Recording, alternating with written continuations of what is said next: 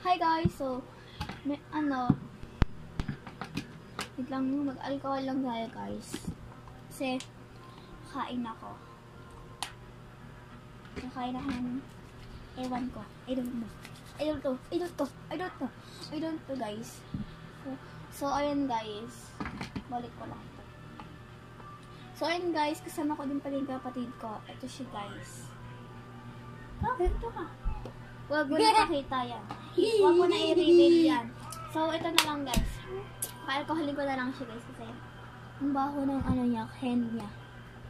Ala, ang dami mo nilagay. Ba yun, ikakabili ko lang na ito kaganina. Hindi. So yun ano guys, yung Monday. Yung Monday ko tabi tala. So by the way, ito yung mga food ko guys.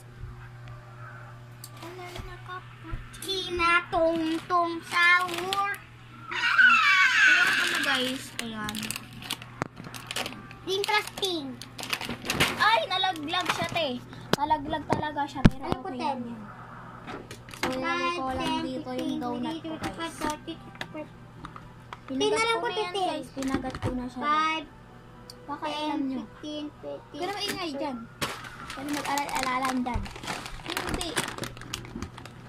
So, yun guys. Yan. So, open lang natin ito guys. Kinatong sahur. Sige, ano. Sahur. So, kakainin ko to guys. Waffle! Waffle. Ito Ito guys, yung ano, yung waffle. hoppy ata to guys. Hoppy. And rasa peach yung flavor niya guys. Waffle Ano yan. nang anahin yan, be? Oh, open na natin siya. By the way, guys, dalawa pala yung flavor. So, Strawberry. meron yan mango, guys, kasi ang pangit ang lasa ng mango. Masarap kaya.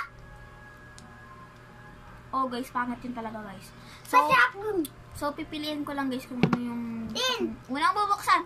Mani mo. Huwag ka na magsalita. Mani mo. Mani no. Mani. Hey. Anong mani? Pili. So, ito pala, guys. Wait lang, guys. Ito pala, guys, yung anak ko, guys. Ayun, guys. Wait lang, guys. By the way, ito naman, be. Ano, guys, comment nyo lang yung name nyo dyan kung gusto nyo isulat ko sa mga anak ko. Kasi, guys, sinusulat ko lang.